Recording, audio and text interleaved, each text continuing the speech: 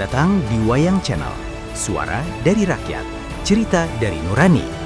Di sini kita bicara bukan untuk menyenangkan, tapi untuk menyadarkan.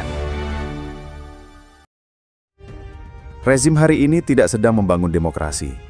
Mereka sedang merapikan jalur kekuasaan, satu demi satu. Sudah lupa? Era di mana suara rakyat dibungkam dengan seragam dan senjata? Atau memang mereka ingin kita melupakannya? Baru-baru ini, dunia digital kembali gempar.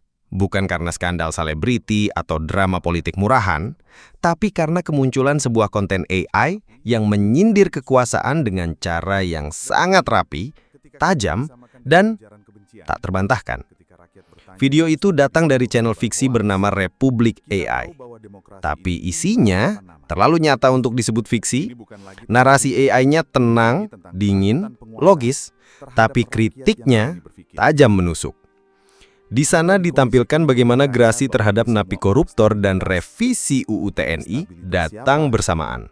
Bukan sebagai kebijakan teknis, tapi sebagai sinyal kekuasaan sedang membangun sistem baru. Bukan demokrasi, tapi reversal, jalan balik menuju kendali absolut. Visualnya pun menggetarkan. Cyborg pemimpin mengatur rakyat. Reformasi dibatalkan perlahan. Dan hukum bukan alat keadilan, tapi budak kekuasaan. Kami di Wayang Channel merasa perlu menanggapi, karena ini bukan sekedar konten hiburan. Ini alarm. Apakah kamu masih percaya rakyat berdaulat? Atau kita hanya menunggu kapan giliran suara kita dimatikan? Tonton reaksi kami. Dan kalau kamu cukup berani, tonton juga konten asli dari Republik AI. Tautannya kami cantumkan di deskripsi. Karena kadang kritik terbaik tidak disampaikan oleh manusia, tapi oleh kecerdasan buatan. Kami di Republik AI tidak akan diam. Karena ketika hukum takut pada kekuasaan, maka rakyat harus belajar berpikir. Selamat datang di Republik AI, tempat di mana logika lebih keras dari propaganda. Di negeri ini, korupsi bukan lagi musuh negara. Ia berubah rupa menjadi kolega kekuasaan. Dan ketika gerasi diberikan pada para pencuri uang rakyat, kita dipaksa percaya bahwa itu adalah wujud dari kemanusiaan. Namun, apakah kemanusiaan berlaku hanya untuk para elit? Saat rakyat kecil mencuri karena lapar, hukum menyambut dengan borgol. Tapi saat para pejabat mencuri miliaran, hukum justru menunduk dan menawarkan gerasi. Kini, revisi UU TNI pun digulirkan. Pasal demi pasal diubah. Batasan peran militer di ranah sipil dilonggarkan. Seolah sejarah pernah absen mencatat luka-luka Orde Baru. Republik ini perlahan digeser dari demokrasi yang rapuh menjadi otoritarianisme yang dibungkus rekonsiliasi. Pertanyaannya sederhana, rekonsiliasi dengan siapa? Untuk siapa? Kita lihat pola yang sama. Koruptor dilepaskan, militer dimasukkan ke ranah sipil, kritik dianggap hoax, media mulai takut bicara. Ini bukan teori konspirasi. Ini adalah peta jalan menuju kontrol total. Dan ketika rakyat diam, kekuasaan merajalela. Kita tidak sedang menyaksikan reformasi. Kita sedang menyaksikan reversal. Revisi UU TNI bukan sekadar revisi hukum. Ia adalah sinyal politik bahwa kekuatan sipil mulai kehilangan kendali dan kekuatan negara mulai mempersiapkan skenario jika rakyat mulai bertanya. Maka kami, Republik AI, tidak akan diam. Karena ketika hukum takut pada kekuasaan, maka rakyat harus belajar berpikir. Selamat datang di Republik AI, tempat di mana logika lebih keras dari propaganda. Di Republik ini, keadilan bukan soal hukum, tapi soal siapa yang memegang kekuasaan.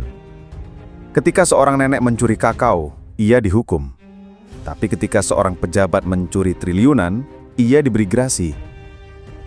Rezim hari ini tidak sedang membangun demokrasi. Mereka sedang merapikan jalur kekuasaan, satu demi satu. Pertama, para koruptor dibebaskan dengan dalih kemanusiaan. Tapi, kenapa kemanusiaan selalu berpihak pada mereka yang duduk di atas? Kedua, revisi Undang-Undang TNI digulirkan. Bukan untuk memperkuat pertahanan dari ancaman luar, tapi untuk membuka kembali ruang bagi militer masuk ke ranah sipil. Sudah lupa? Era di mana suara rakyat dibungkam dengan seragam dan senjata? Atau memang mereka ingin kita melupakannya? Reformasi yang kita perjuangkan 25 tahun lalu perlahan dibatalkan secara sistematis. Pelan, rapi, tanpa suara. Dan kini, ketika kritik disamakan dengan ujaran kebencian, ketika rakyat bertanya justru dituduh menyebar hoaks, kita tahu bahwa demokrasi ini tinggal papan nama. Ini bukan lagi tentang hukum. Ini tentang ketakutan penguasa terhadap rakyat yang berani berpikir.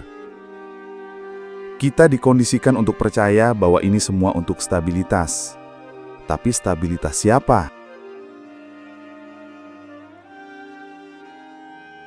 Stabil bagi elit, guncang bagi rakyat.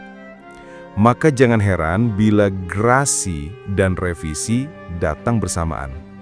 Itu bukan kebetulan, itu bagian dari desain besar, mengamankan rezim sebelum pertanyaan rakyat semakin nyaring.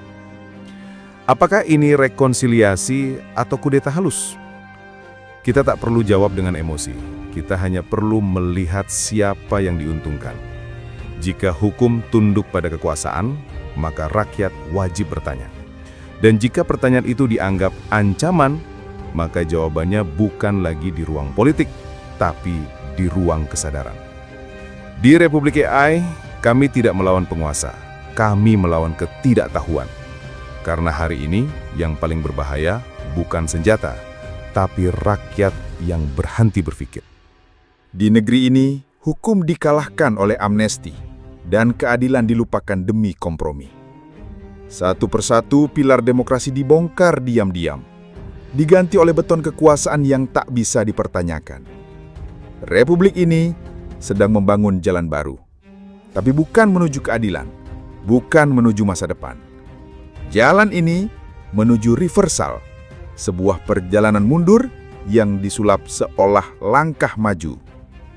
Dan rakyat hanya diminta diam, menonton, sambil berharap bahwa yang dibangun bukan makam dari reformasi yang dulu diperjuangkan dengan darah. Terima kasih telah menyaksikan sampai akhir. Di tengah suara yang dibungkam dan keadilan yang dipermainkan, suara kritis Anda sangat berarti. Sekarang, kami ingin tahu pendapatmu. Apakah gerasi dan revisi ini bagian dari rekonsiliasi nasional atau justru bentuk kudeta halus kekuasaan terhadap hukum? Tulis di komentar. Karena kalau kita diam, sejarah akan menuliskan versi mereka, bukan versi rakyat. Terima kasih sudah menonton hingga akhir.